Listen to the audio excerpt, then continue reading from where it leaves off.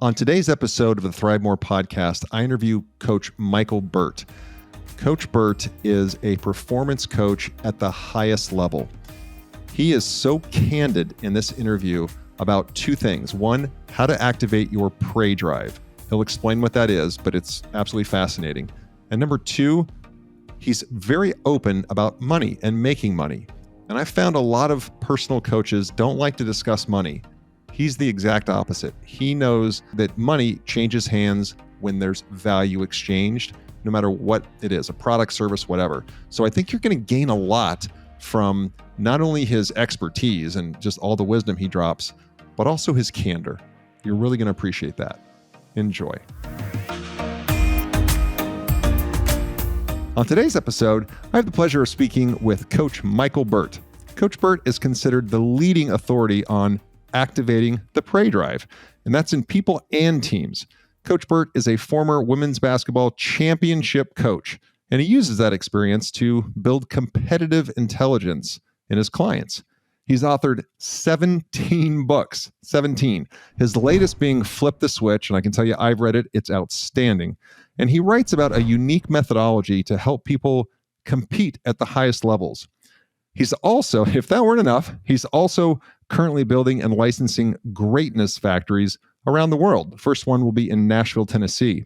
They're unique destination locations where they combined intentional collaboration between members through an inspired design. They're places really where people with a common desire to do something legendary can convene. So with all of that, with everything he's doing, and there's more, I'd like to welcome Coach Burt to the ThriveMore podcast. Welcome. Thank you. Thanks for having me, man. I'm excited about being here. I'll tell you what, you've done so much. I'm out of breath after just reading your intro, man. That's fantastic. That's fantastic. Thank you. If we can, and I've got your book right here, your latest book of the 17, Flip the Switch. It spoke to me. I actually read it several months ago, and then before this podcast, of course, went back through it and reviewed it some. Can you define for people what prey drive is? What you write so much about activating the prey drive. Can you speak to that? Yeah, prey drive is prevalent in animals, specifically in a dog. A dog has a prey drive, which is the animal's instinct to stalk, capture, and kill prey. And what I've done there is associate that with humans. I actually trademarked prey drive in humans. And it is the instinct inside of a human to see something with the eyes, optically, or in the mind, in the imagination, and to have the persistence and intensity to pursue it. So I, at 41, 42 years old, had a big revelation that what I had really been doing my whole life as a coach was activating this deep drive inside of a person to pursue.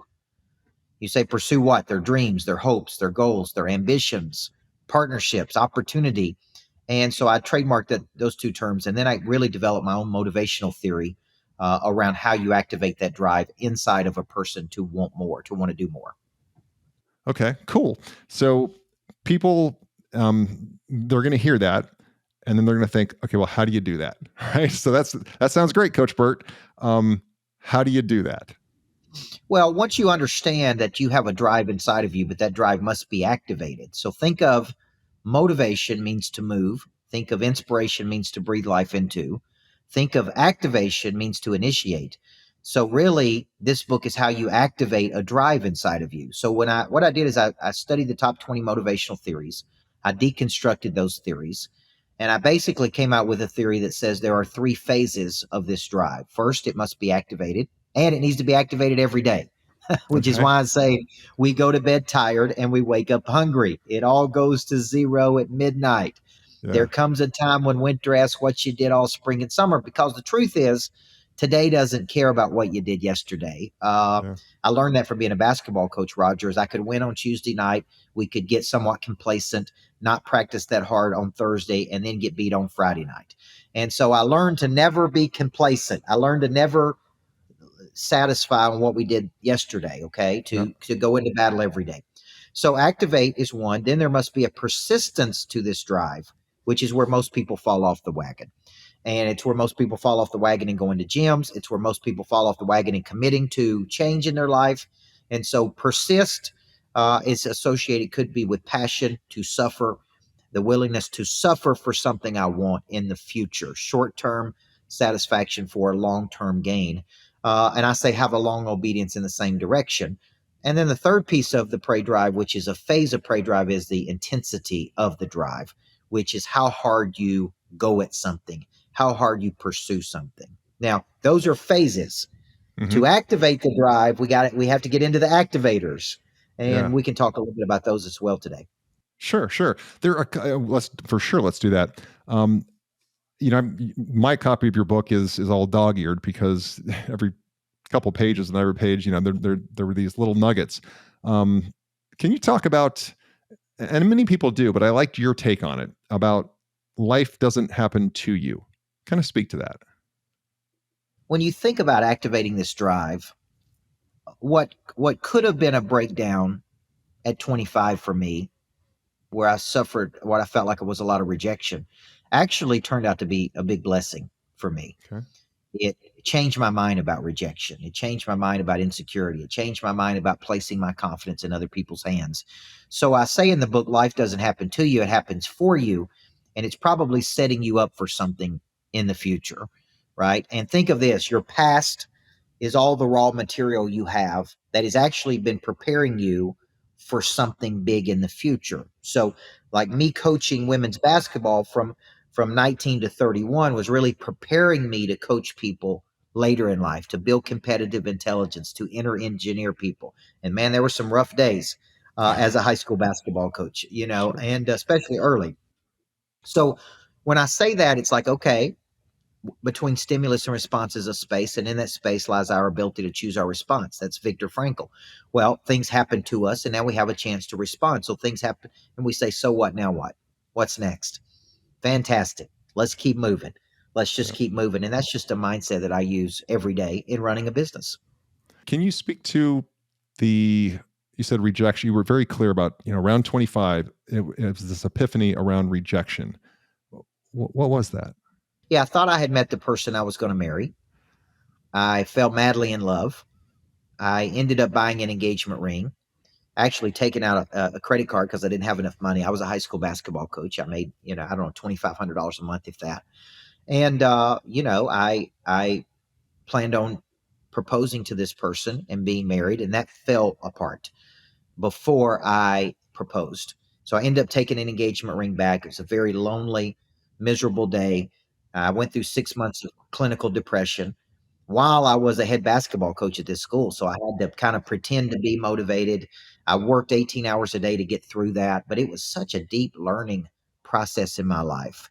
How to see rejection, how to and a person came along in my life and said, the way you look at this is all wrong. There is no such thing really as rejection. There is, but the way they said it is there's no such thing as rejection. Some people will want what you have, and some people will not want what you have. And you're only looking for people that are looking for you.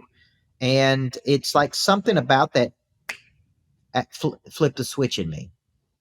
And you say, how is that important? Today, I don't have a fear of rejection. I don't have a fear of embarrassment. I don't have and not any more than a normal person would, Sure. I'll pick up the phone and call anybody. I will compete versus anybody. I believe I deserve to be at the table just like other people do. And I think that confidence came from that breakdown at 25, where I really changed my mind about other people rejecting me. Wow. Thank you for sharing that. Thank you. Yeah. That's that was nice that you just opened up like that. So that leads me into, you speak to a concept, the purpose and the curiosity ripple effect, which may be related somewhat to what you just shared. So can you talk about that? Well, I think purpose. I didn't know when I retired at 31 years old from being a basketball coach that 15 years later, much of my purpose would be helping other people locate their purpose. Yeah. Studies show 87% of people live their entire lives and never find their purpose. Hmm. And I think that's why The Purpose Driven Life was such a popular book. It was selling 1 million copies a month when that book came out, which is unheard of. Yeah. But the truth is, I think what you should really locate is your skill first. I think once you locate your skill, you then locate a problem that you would like to solve. And in the exchange of using your skill to solve a problem for another person, when they give you feedback and go, man, that really helped me. You were really instrumental. That was really positive. That was transformative. Then that gives you a sense of purpose. Okay. So now a lot of my work is actually teaching people how to locate their skills. As a matter of fact, I was just doing a program right before this podcast called Purpose to Profit. And that program generated about $2.5 million for my company in virtual events, teaching Hmm. people how to locate their purpose and talent and convert that purpose to monetization, which so many people struggle with.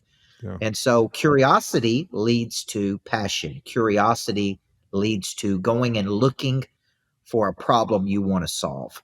And I think that's really ultimately what leads to not you finding your purpose, but your purpose finding you. Teacher appears when the student is ready. Yeah. Yes. Yeah. So, I'm in the business of helping other people get in business. That's, we're in the franchising business. And without a doubt, Coach Burt, without a doubt, fear is the number one emotion that keeps people from pursuing their dream. You know, Yes. they may be in a job they hate. They hate waking up in the morning, but fear will keep them from actually leaving that pain and pursuing something that can be so beautiful and so wonderful. Hard, but beautiful and wonderful. Can you talk to fear? And you're an expert at getting people to realize their potential and pulling it out of them, or at least letting them find it. Talk about that, because I just see so many people in the world stopping short of what they could be. You know, when we have fear, we, as they say, face everything and run, or we face everything and rise. And when I wrote the book, Flip the Switch, I was really asking myself, what activates the drive inside of people to pursue? Yeah. What really causes a person to move? And I was having these conversations with my agent who's in New York City. And we were right in the middle of a pandemic when I wrote this book, by the way. This was in 2020, and everybody was afraid of everything. Sure, And sure. and he said, make the whole book about fear. And I said, man, he said, because fear is the number one activator for people. And so our relationship with fear is very important. Psychologists tell us that under pressure, we fight, we flee, or now they're saying there's a third mode, which is we freeze, we do nothing. So what I talk about in the book is fear is your friend. When in doubt, take an action. Fear can activate the prey drive, fear of loss, Hmm. fear of embarrassment, fear of something can be used to actually activate your drive. And I refer to, I think, Bezos' regret minimization framework, which is where he started Amazon because he asked himself a simple question: if I'm 80 years old and I don't pursue this dream, will I regret it? And the answer was yes. So I'm doing it. I'm driving across the country. I have no idea what the name of the company was. He originally named the company Relentless. He actually bought the domain relentless.com, and he pursued something, and he didn't even know what the name of the company was going to be, or really what all it did. Yeah. Now, when a lot of people have fear, they sit. And as my buddy Tim Story says, they sit in that fear, then they settle in that fear, and then they cement in Mm. that fear. And they never move. So I'm over here in this job.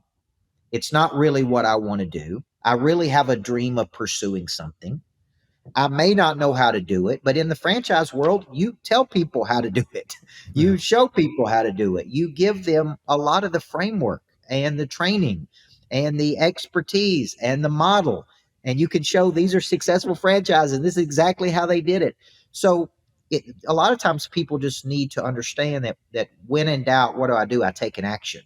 I have a curiosity. I've always wanted to do this. What if I stepped into it? What if I just went and learned about it? What if I just did the next thing? What if I just studied about it? What if I got on the phone with Roger and talked to him about it? What if I did this? See, and that information subsides fear.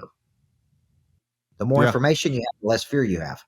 Yeah. Okay. Yeah. So the first step is to really change your mind about fear and go and just understand fear is your friend. See, if you look up fear in the dictionary, it says a negative emotion that is a belief that something or someone is going to harm me in the future. That's what fear is. It's a belief. Where does it come from? Your past. It's somewhere in the brain that this is going to hurt me. So we have to change our mind about fear. And that's really what I tackle in the book is use fear as an activator of prey drive. Yeah. Yeah.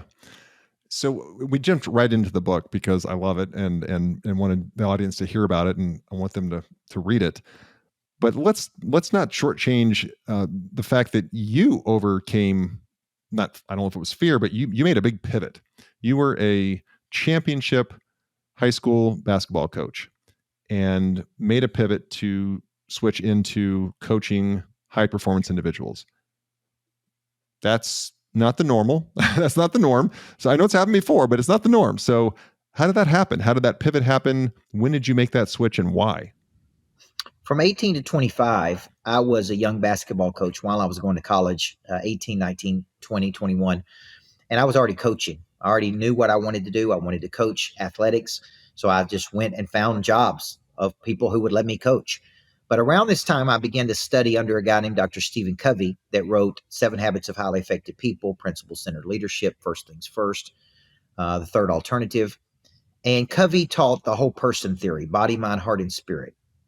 The way, find your voice, inspire other people to find their voice. And he had a deep methodology that he used. And I just fell in love with that methodology.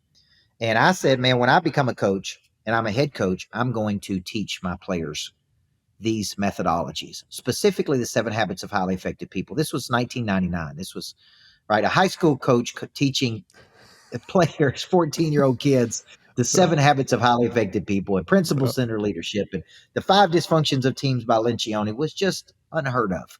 Yeah. Yeah. And so it was working.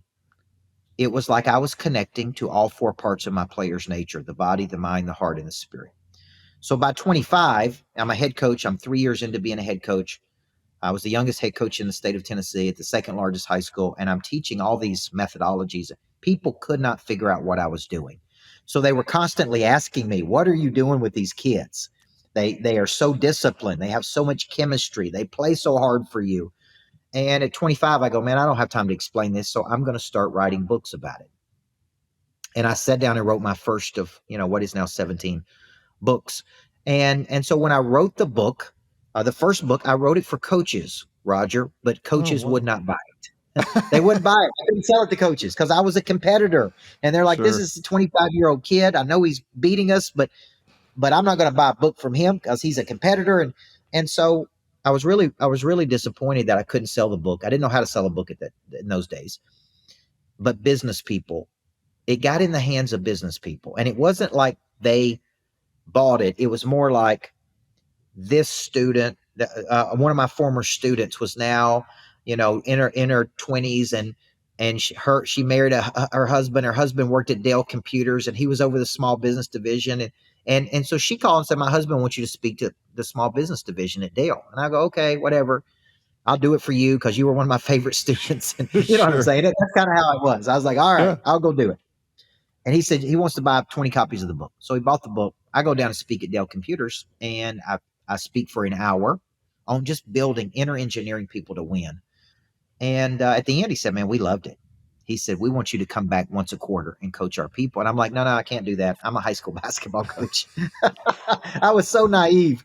I was like, man, I can't do this. Like, I'm a coach, for God's sakes. Like, I'm working 80 hours a week trying to win championships. And he got frustrated, and he's like, it's like, we're Dell Computers, for God's sake. This is one of the biggest companies in the world. And he said, here's your check. And he gave me a check that was more in an hour than I made in a month. Yeah. Right. And I go, man, this is something. Like, I should think about this, I should. Yeah. So I went home that night, Roger, and I studied coaches that spoke. That's what I typed in. And it was Lou Holtz. Lou Holtz was the head coach at Notre Dame. And so I look at all this stuff, and he's writing books and he's speaking. And I looked down in the corner, and it said speaking fee, $100,000. And I went, wow. And here's what I said. I'm not Lou Holtz. I'm not at Notre Dame, but I do know how to win. Mm-hmm. And more importantly, I know how to inner engineer people.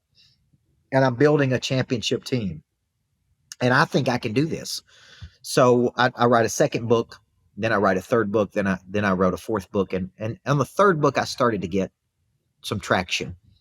And people started going, this is a good book. And the next thing you know, man, I'm out speaking every chance I had on my breaks, on holidays, on summer breaks when my team wasn't practicing. And people began to offer me six figures to coach their companies. And it was unheard of to me. It's like, you're going to pay me, $150,000 to come in and coach your people. It was Yeah. healthcare companies, insurance companies, mortgage companies. And so I knew at that point that I felt like I could do this at some point in the future. Yeah. That's great. That is great. Would you indulge us, if you will? There is a great story that you tell about life happening for you, not to you, when you wanted to speak at Grant Cardone's 10X conference. Yeah. And the way that you capitalized on that was so inspiring, and just guts. Yeah. And for the audience who's listening, Grant Cardone, big real estate magnate, executive coach and lots of things. He holds a big conference, 10, 15,000 people at this conference, all high performers. And it's to speak on that stage is pretty special. There's some big names that speak on that stage. Can you tell that story, please? Yeah, I met Cardone in 2012, 2013, I think somewhere around there. And I had a radio show on Fox, on the Fox network, Fox Business Network. And so I had a weekly show every Sunday. It was live, and they kind of went around, the country. And I was always looking for someone to interview. And Cardone came out with a 10X rule, and I didn't know who he was. Yeah. But I was attracted to the concept. And so I reached out to his office. I said, man, he looks like a cool dude. I'd love to interview him. And I had him on my show. And after the end of the show, he said, man, you're so prepared. You're so, you're well-spoken. I can tell you know what you're doing. We should be doing things together. And I said, okay. This was back before he really blew up. Yeah. That's early. Yeah. And so I went to Riviera Maya. I did the first 10X conference there with 75 people. I went to a couple other things, but nothing really big yet. And then I was in his office one day when he was about to have 10X2, and I paid for a ticket to go to the first 10X. I sat in the audience, and I was texting him like, "This is awesome, man. I'd love to be on that stage." And he's yeah. And then I was in his office one day in Miami, and I said, "Do you think I'm good enough to speak at 10X2? It was going to be at Mandalay Bay, 10,000 people." He said, "Yeah. You're definitely good enough." And I said, "Why haven't you asked me?" Because it's not really cool to call people and say, will you let me speak on your stage? Yeah. And I said, well, why haven't you asked me? And he said, man, I spent $4 million to get Mandalay Bay, and I need famous people. He said, you're not known enough in the world yet. And I said, I totally understand. And I said, you're trying to sell tickets? Yes. And he said, yes. And I said, man, I'm a friend of yours. I said, I'd like to purchase $100,000 worth of tickets. And I'd like to buy 50 VIP tickets at $2,000. And I said, would that help me secure a spot on stage? Yeah. And he said, yeah. I think it would. And because, I'm here, and he's a smart, savvy businessman. Like, well, this dude's going to pony up $100,000, and he's pretty good. So why don't I give him a shot? So I bought $100,000 worth of tickets. For 2,000, I repackaged those tickets, and I turned around and sold my coaching program with a ticket plus a private event in Vegas for 5,000. So I actually, on my $100,000 investment, before I even went to 10X, I made 250,000, which was 150,000 of profit from that. And then I got on stage in front of 10,000 people, and we ultimately did. I haven't tracked every dollar that came from there, but it's been 5 years, and I still to this day get speaking engagements and people who said, man, I saw you at 10X and I loved you, and I've been following you ever since. So I bet it's been worth, if I say it out loud, Cardone will probably call me and say, where's my percentage? Where's my cut? He probably will. I better not say it out loud, but Grant, thank you. But here's the deal. I will always be indebted to him, because the truth is he didn't have to do that. He didn't have to put me on stage. I didn't want to feel like I was buying my way on stage. I just said, man, you're a friend. I want to help you. I think we can help each other. Yeah. And the truth is, I didn't speak the next year because he went with a new lineup. He did Marlins Stadium. He had a lot of famous people. And I bought very few people know this story, Roger. I actually rented a $50,000 suite at that conference, and I had my own conference inside the suite. And so I put out in social media, I'm doing, in between speakers, come meet me, come talk to me. We actually did $200,000 of business in the suite the next year. And and Cardone called me and he said, "You're the smartest dude of everybody that came. You're the smartest dude of everybody because you invested 50 grand. You came to my conference, you did your own thing, and you made $200,000." So he said, "That was a genius, man." So I Love it. bet on me. At the end of the day, I'm willing to bet on me and my ability to convert something to an asset.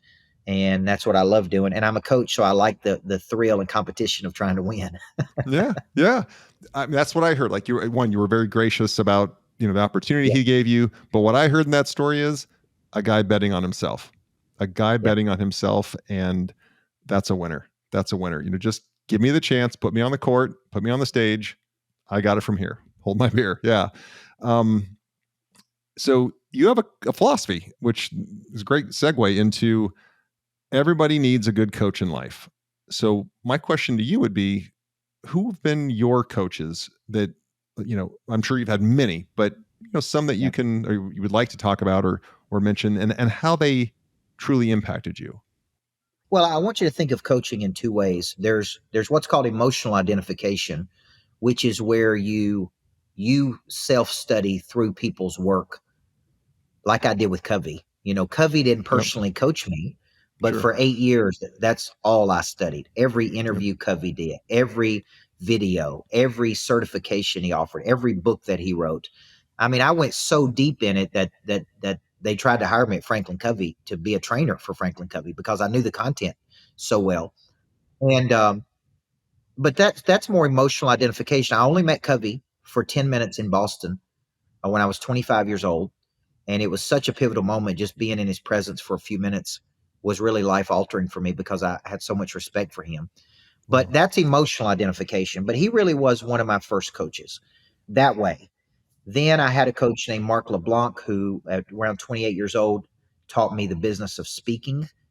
I actually had a speaking coach who was a dentist when I was in high school, when I was 15 and 16 years old, who taught me to speak and write. And then I went through strategic coach with Dan Sullivan. After I started my business, after I made my first $100,000 of income, I got in strategic coach for 3 years. Incredible because he talks a lot about unique ability. He talks a lot about really how to 10 times something structurally. Then from 35 to 38, Cardone was not a direct coach that I was paying, but I had so much frequency with him that I was observing and watching. And that helped me, Roger, become a better marketer. And it helped me to understand the importance of marketing and promotion because I was just a great coach. I really didn't understand how to market myself. And then I hired a guy named Dave Blanchard, who owns all of the rights to Og Mandino's work. And he is an expert at connection, intrinsic validation, agape love. And that rounded me out really nicely because I had the hard edge of Cardone, the structure of Sullivan, the methodology of a Covey, and ultimately the connection skills of a Blanchard. And when you add all of that up, that makes a pretty strong skill set for people. Yeah, absolutely. Absolutely. Let's pivot to these greatness centers that you're building. And I know the first one you shared with me before we went on camera here. The first one is right off Broadway in Nashville. But your dreams for this and your goals for this are well beyond Nashville. But share with us what a greatness center is and your vision for it. When I was a high school basketball coach, moms and dads would bring their kids to me at 14 years old, and they all said the same thing. My daughter has a lot of potential. She just needs X, Y, and Z: confidence, structure, discipline, accountability, a good coach. And I would say, thank you for bringing your daughter to the Greatness Factory, where we are going to manufacture her greatness in all four parts of her nature: the body, the mind, the heart, and the spirit. In 2016, God gave me a vision. I'm a faith based person, me and my wife, and that you're supposed to build greatness factories for adults where people can go to manufacture their greatness. And think about this: when Roger decides to become great in his life, he may say, well, physically, I'm going to go to the gym and work out, and I like boxing, and I want to go to this gym and do boxing and functional fitness. He may say, okay, I want to get spiritually, I want to grow spiritually, so I go here, some people to a church, some people to wherever. He may say, emotionally, I need to get better. I need to sharpen my skills emotionally. Where do I go for that? And then mentally, it's like, okay, where do I go to manufacture my potential? Do I go to a conference for 2 or 3 days? Do I go to, like, where do I go to become great? And so I started going, okay, where do people go? All right, what if I built greatness factories? But I like the concept of commercial real estate, really cool modern real estate, because this is a $3 million build out for the one in Nashville. It's a $7 million project. Bought the place for 3.6 million, and it's literally 3 million to build out 8,000 square feet. So it's exquisite. It's beautiful. It's modern, industrial. It's like when you walk in, it's got big gears that come out of the ceiling. It's like you're gonna feel like this is the coolest place to work in the world. So I started going, okay, my mind thinks in terms of monetization. What all can I offer at this greatness factory? Could I offer a gym inside the greatness factory for the body? Could I have, could people work there in shared space? Could they have private offices? What if I had a theater? What if I had a dream foundry?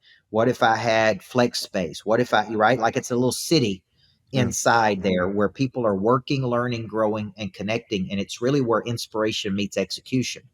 So there's masterminds, and every member gets access to coaching. So instead of just going to work, you actually can get better. And so that's really the vision of a greatness factory. It's where inspiration meets execution. It's probably one of the coolest places in the world to work. The environment is an activator of prey drive. So you can have events there, you can have dinners there, you can have investor meetings there, you can meet and greet. And I call it a structure of exchange. Yeah. And that's what I'm building in downtown Nashville. I love it. So what is the long-term vision beyond Nashville? The long-term vision would be to expand the concept, and could be a franchisable concept. Number one, could be, or could be a concept where we raise capital similar to how WeWork did, and we just expand the concept that way to where and lots of people have told me, if you will open up a fund to invest in greatness factories, I'm in. Yeah. I'll give you my first million. I'll give you the first million, or I'll give you this. So I do think there's a big scale play here. We're Mhm. just we're just trying to get the first one up and going to see how it works. Sure. I read a book about quantum thinking, and I'm like, man, I don't need to open the first one before I open 10. I could open 10, but Rob Luna's a good friend of mine. He's on Fox Business every week, and we talk about the concept. And he's like, I know you could probably do 10 to start, but let's start with the one in Nashville, and let's Yep. show that it works, and then you'll have plenty of opportunity for raising capital and all kinds of things. Yeah. This isn't in my notes, but just I remember reading your book. I follow you on social media, and in this interview, you have a very unique Grant. Like to mention his name again. Is a master promoter. I mean, the guy's Yeah, always hustling. Respect the game, 100%. And then you have other people that are pure coaches, and I want to make you better, and I want to. It's my job to help you find the promised land. Of your potential. There are not a lot of coaches that are high up in the game like you that talk about, I want to help you find your potential, and I'm going to make money doing this, and a lot of money yeah, doing this. yeah. And you unabashedly talk about that, which is so refreshing. So refreshing. Can you share like how you got to being that open about, I'm going to make a lot of money and I'm going to help a ton of people, but I'm Yeah. going to make a lot of money. Yeah, I started figuring out that I started associating money with with purpose, meaning I need the money to fulfill a bigger purpose, Mm-hmm. and I want people to really get their mind around that, because money is just paper. It's exchanged between people. It's called currency, so it's Yep. moving. It's only valuable when it's utilized, really, and it's only worth something because we say it is. Yeah. Yeah. Scary, but We, we true. we say it is worth something. And the truth is, when I started, studying Sullivan, Sullivan has a concept called total cash confidence, which is where you have your own cash, which is KASH, knowledge, attitude, skills, and habits.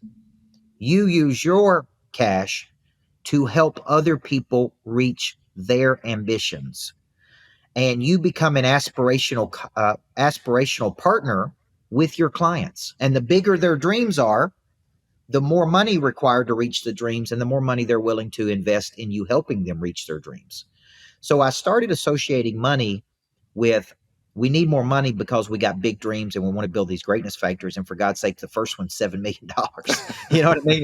Yeah. It's like to do something this big. I started telling my wife, we need more money because we don't want to build one of these. We want to build 100 of these. Yeah. And so I did. So that's kind of how I look at money, is that's why I say you don't need more money. You need more people. The people have the money, but somewhere along the way, I just picked up the skill and the importance of monetization. And I think I see so many people who are incredibly talented.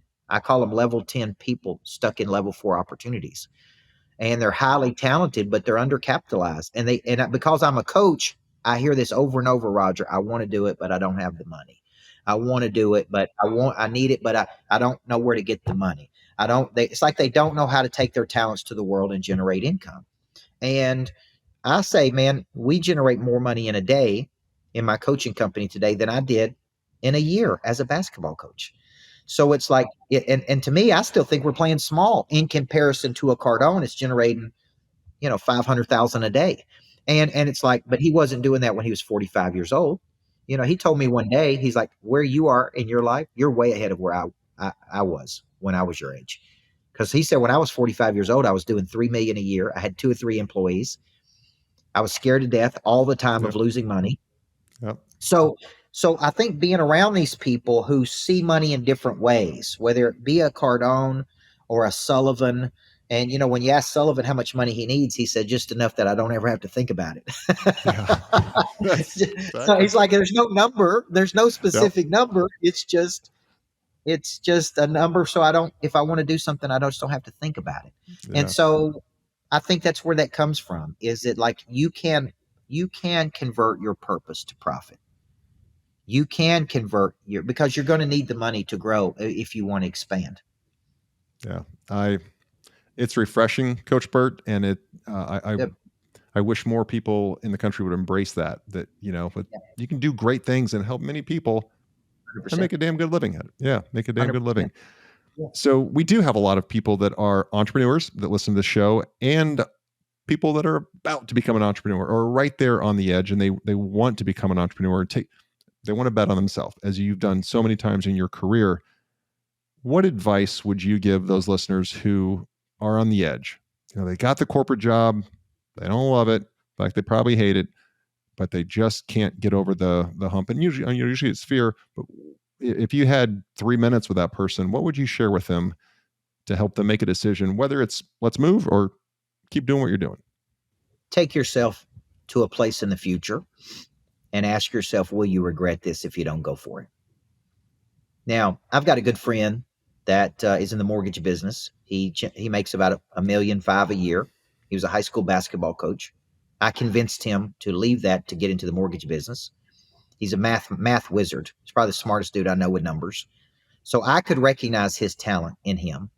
And I knew he would do well in the mortgage business. But he also has other dreams. He wants to write books and speak, and he still has a desire to coach. And we take walks sometime at night because he's one of my neighbors. And we talk about the same things, man. And, I really need to do a boot camp, and I really need to do this.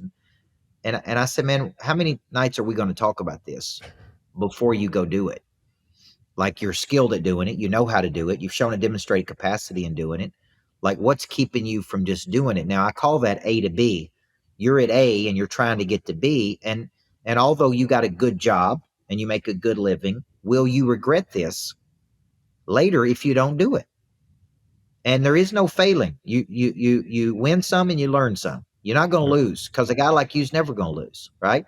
Like, I always tell myself, if I had to give up coaching tomorrow and go back and be a high school coach, I could do it. If I had to go build a franchise or get involved in a franchise, I could do it. Because the skill set, the cash you have, the knowledge, attitude, skills, and habits you have could be used anywhere in the world. So let's replace the concept of, okay, what if I lose this and I gain this? I can't tell you how many coaches reach out to me today, Roger, who say, man, I've always wanted to do what you do. I'm a high school football coach and I got a dream and I think I can motivate people. And how did you do it? And I said, I just started doing it, man. I didn't know what I was doing. I didn't know how to write a book. I didn't know how to have a coach. I just got out in front of people and you don't need more money, you need more people. And as I got in front of people, people said, well, I want to hire you to be my coach. And that led me to where I am today. So that's what Yeah. I would tell people is on the other side of fear or internal conflict is a deeper intimacy with your real potential. And that discomfort is a sign that this is what you need to do. Okay. Mhm. And that's what I love about my wife, Natalie.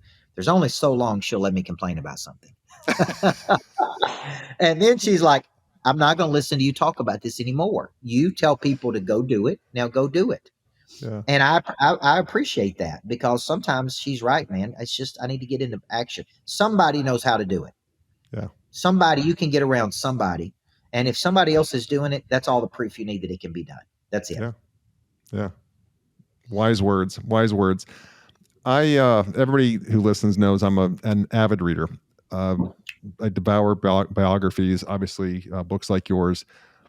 So I always ask guests, like the last question, what book that you read had a material impact on your direction in your life? Early on, it was The 7 Habits of Highly Effective People by Covey. Yep. There's no book that impacted my thinking about how to coach people more than that book. And I use that to this day. At 47, I use it to this day because I understand the whole person, the body, the mind, the heart, and the spirit. And but the book that's had the most impact on me that I actually carry everywhere I go is Sullivan's Total Cash Confidence. Okay. And it's crazy because it's a little book. He writes these little books and they're all good, but it just, anytime you're struggling, specifically as it relates to money, he gets you thinking about quit focusing on the money and focus on using your uniqueness to help other people, and focus on other people's dreams, and focus on their ambitions, and focus on how you're uniquely qualified to solve their problems. And to me, my team, we read that almost once a month and go through it in our team meetings, because sometimes I'll have a person get up, I hadn't made any sales and I'm nervous. I said, man, go back to Total Cash Confidence. You use your cash, knowledge, attitude, skills, and habits to solve their problems. And in exchange, they give you their cash. And it's just one of those things that keeps me focused on other people, not on myself. Great recommendation. Great. Awesome. Coach Burt, where I know after this episode, people are going to want to know, how do I find Coach Burt? How do I find his books? How do I follow him? What's the best way for people to connect with you? I think the easiest way is go to coachburt.com, and Okay. you see the boot camps I do, the books I've written. Some of my books are on Audible, if you like that. Flip the Switch was a Wall Street Journal bestseller for us, and that was no easy task. It only took me 17 tries to figure that game out. But I did figure it out. And now that I've Yeah. figured it out, I feel like we can do it again.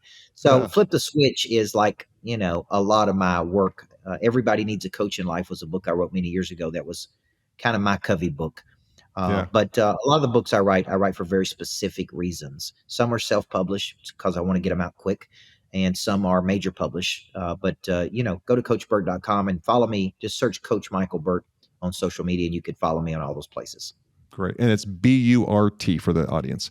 Fantastic. Yeah. Well, Coach Burt, I really appreciate you taking the time today. I'm very grateful for the lessons that you imparted. I'm most grateful for your candor. I just Thank you. love how candid you are. That's refreshing. So refreshing today.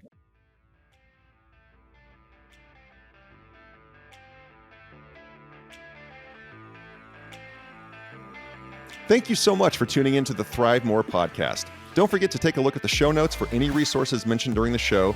And if you haven't already, be sure to hit the subscribe button and turn on your notifications so you have access to the latest and the greatest. I'd also like to remind you to check out our website, thrivemoorbrands.com. There you'll find information on the brands we support and information on franchising. Thank you again for tuning in, and until next time, always remember to set your intentions for the day and strive to thrive.